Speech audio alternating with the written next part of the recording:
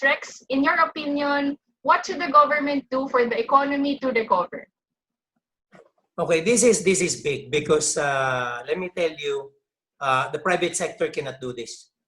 The private sector cannot do it alone. This is a crisis where the government would really have to step up. Because dati, makikita nyo, ang gobyerno dapat ang tingin structural. Pagkatas ng structural, bahala na yung private sector to do their magic. Ang gagawin lang nila, maglalagay sila ng fiscal incentives, they will lower bars, they will lower interest rates, and then they will let the market deal with it. That will not be good. The government is now to jump in.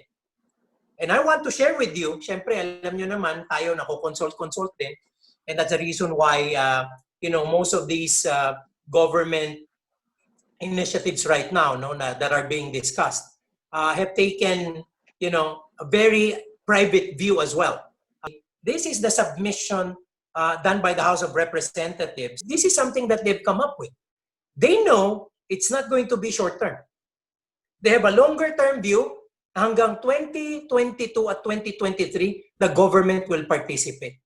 And we will manage the deficit as a percentage of GDP anywhere from 5 to 8%, which is huge in coming up with a stimulus. We'll see, tatlong buckets yung ginawa nila, no?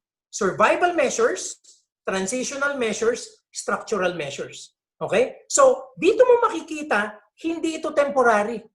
Talagang bawat yugto or phase nung crisis, meron measures na ilalabas.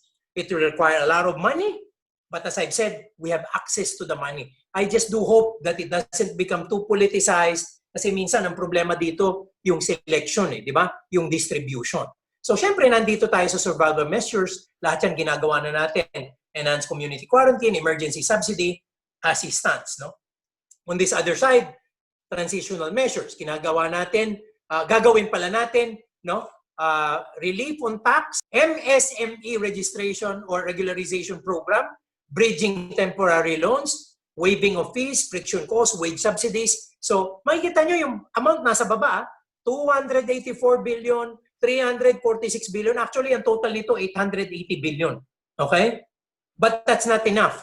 Pagdating ng 2023, ang total cost nito, including the admin cost to do all this, aabot ito ng 1.6 trillion.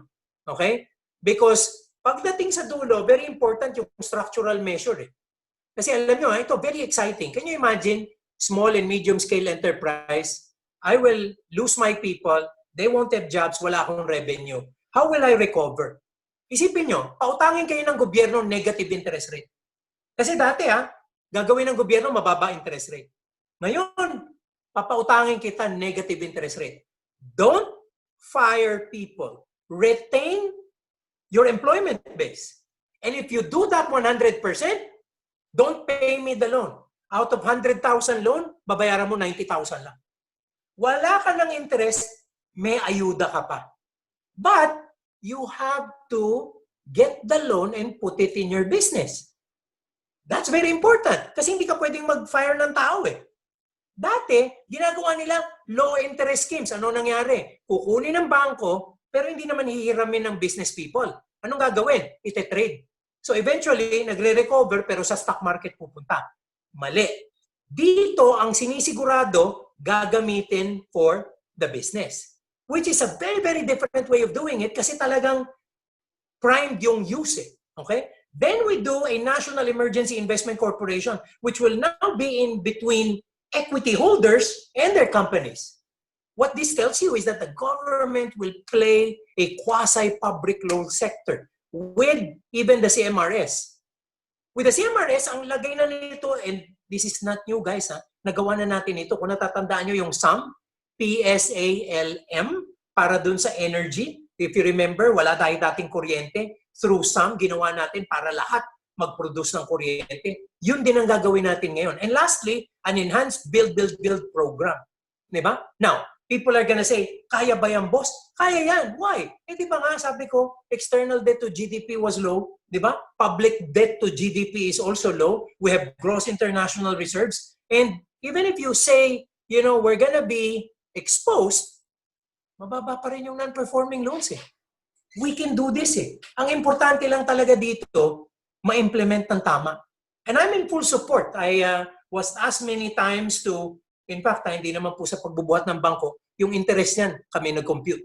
Okay? I was able to help that part of Congress create that base kasi pati sila Rep. Kimbo are also part of it. So tinitingnan nila magkano ba talaga yung all total cost to government. So based on computations, I was part of it as well.